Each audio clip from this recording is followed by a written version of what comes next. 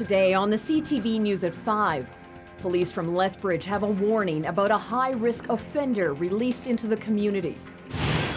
Plus, Taber police charge a man from Burdett with using a camera to spy on customers in a 7-Eleven washroom. And who are the young brothers who brought terror and death to Boston? This is so out of character from anything I know about this man, this young man. He couldn't have been more forthcoming. He couldn't have been more gracious.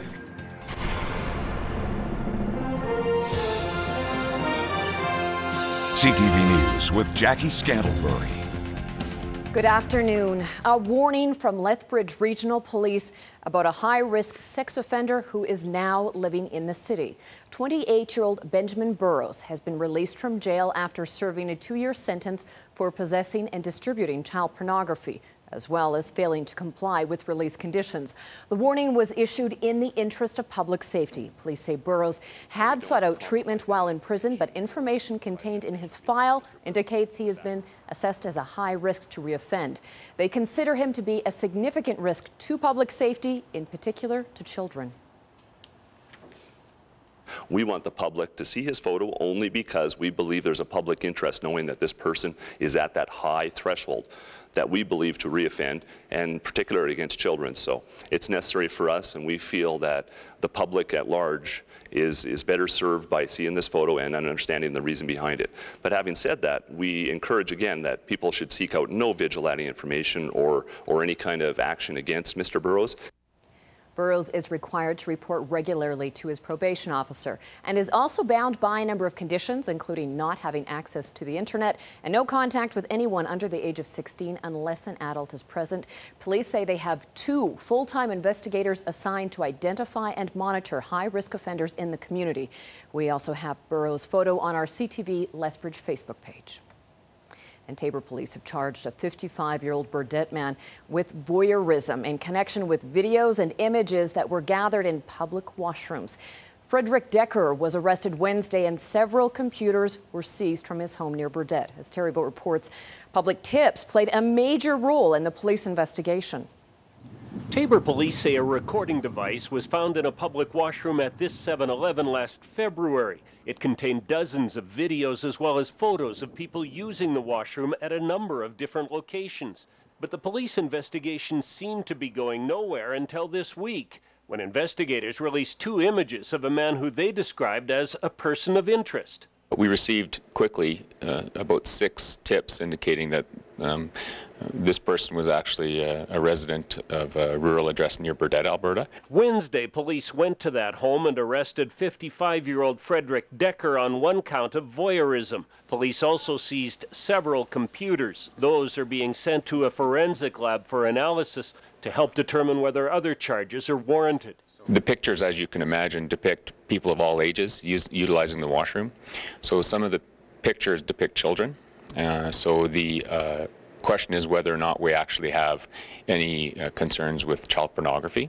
Yeah, pretty scary. Can't even go to the washroom. It's disgusting, but his family or his relatives will also be hurt when somebody is picked up for a crime like that, you know? The case has generated a lot of public interest. Police say that was huge in helping to identify a suspect who was even mentioned in Facebook and Twitter postings. We were told by many law enforcement officials across Canada that we probably weren't going to be able to solve this one. When we did the media release, the public information that we received back was tremendous. Police say it may take several months to complete their investigation. In the meantime, Decker has been released on conditions. He's scheduled to appear in Taber Provincial Court on May 14th. Terry Vogt, CTV News, Taber. Taber police say this is an excellent case of public working with the community to promote safety. Decker has since been released from police custody. He is scheduled to make his first court appearance in mid-May. Medicine Hat police are offering a $10,000 reward for information in the homicide of a 94-year-old senior. Hazel Lloyd's body was found inside her burned-out Riverside apartment last August. Police say autopsy results show that she likely died from multiple blunt force injuries she got before the fire, which they believe was deliberately set.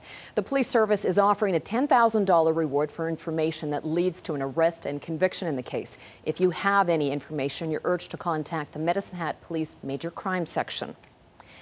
And a disturbing case of child abuse involving a Medicine Hat toddler has led to a 5.5-year jail sentence for a former Prince Edward Island man. 30-year-old Dustin Strite pleaded guilty to assault with a weapon, uttering threats as well as criminal harassment. A police investigation revealed that a 3-year-old boy was repeatedly punched, burned, locked up in a closet for up to 12 hours, and told to eat a tray full of ashes. Strite moved to Medicine Hat after meeting the boy's mother online. With the time already served, though in custody, Strite will only be behind bars for a total of 52 months. I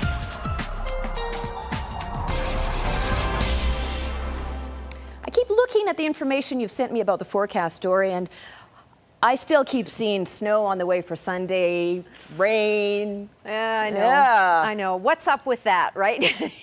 Unfortunately, it is still coming into southern Alberta. The trajectory is from the northwest to the southeast. So areas to the north are actually going to have a pretty good second half of the weekend in Alberta. But for us here in the extreme south, yes, snow for Sunday. I'll tell you all about it in a couple of minutes. Thank you, Dory. Boston remains virtually paralyzed as thousands of officers continue their search for a 19-year-old college student wanted in the Boston Marathon bombings. Definitely hand grenades, and automatic gunfire. He has been on the run since last night when he escaped from police during a shootout that killed his older brother and alleged accomplice in Monday's terrorist attack. The two reportedly shot and killed an MIT campus security officer before carjacking a vehicle and throwing explosives at the police who were chasing them. Boston and the surrounding area has been in lockdown since the violence erupted last night, prompting police to tell residents to stay inside with doors and windows locked. Public transit has been suspended all day. Dan Keffler takes a closer look at the brothers at the center of the massive manhunt. The two brothers suspected of carrying out the Boston Marathon bombings have been described as funny, smart kids who loved America and are incapable of carrying out the deadly attacks.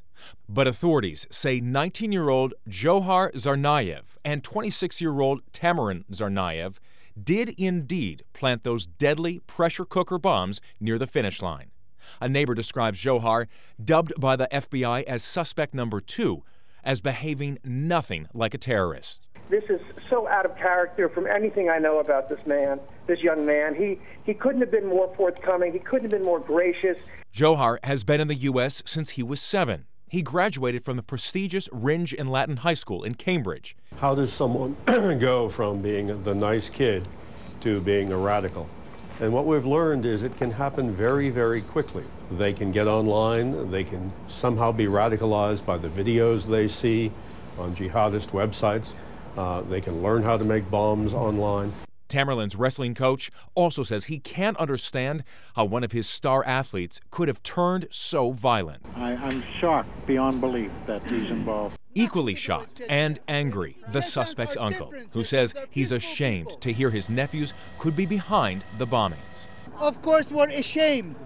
Yes, we're ashamed. They're children of my brother. ABC News spoke with the suspect's father, who is in Russia, and he too is stunned that his sons are suspected of the bombings. He simply said, "I don't understand. It can't be." Dan Keffler, ABC News, New York. There are a number of Canadians in Boston also under lockdown tonight, including a former Lethbridge man now living and working in Beantown. Travis Talbot says it eerily feels like a ghost town. It's pretty somber, you know. It's kind of controlled chaos. No one's freaking out, but there's definitely an air of tension. There's definitely an air of people are sad, and the fact that you just don't see any of the regulars around, and the fact that you don't see, everybody out with their hockey jerseys and their Fenway, caps on, it's pretty eerie. Meanwhile, more and more Albertans are returning home after participating in the Boston Marathon. One of them is Tamara Day. Originally from Fort Macleod, she now lives in Airdrie. Day was in Lethbridge today visiting her 101-year-old grandmother, who is relieved to have her back. On Monday, Day crossed the finish line about half an hour before the bombs exploded. Her sister was also a spectator. They were only a couple of blocks away when it all happened. Day has qualified to participate in next year's Boston Marathon, which she says she will happily attend. All the history at the Boston Marathon, and it's just been such a happy place for 117 years, and now it's a little bit tainted, but as far as I know, it's not hindering it. Everybody wants to. I think there's going to be more people that even want to do it next year than ever before, just to support the marathon and support Boston. Day says she also plans to participate in Calgary's run tomorrow morning at Edworthy Park in support of the Boston Marathon victims. A Lethbridge restaurant may have a new name, but it's already on probation with Alberta Health Services. The Lethbridge Buffet used to be called the Mandarin Restaurant. Last February, the previous ownership group were hit with a $28,000 fine after years of failing to comply with numerous health standards. The building reopened its doors in November under the name Lethbridge Buffet. Problems in the most recent report from March the 7th include the discovery of uninspected foods from unapproved sources, bags of raw meat stored on the floor of the freezer, raw vegetables being cut on the same cutting board used for raw squid without being sanitized, and insufficient hand washing supplies for staff. Traffic is being detoured off of Scenic Drive after a small sinkhole appeared on the southbound road. The sinkhole showed up last night, prompting city crews to shut down both northbound and southbound lanes. The city believes a broken sewer main is responsible. Their crews will be working through the weekend to make repairs. Northbound motorists are being asked to use 16th Avenue or 10th Avenue South, and southbound motorists are being asked to use 6th Avenue South as an alternate route. Time now for a look at the day's markets.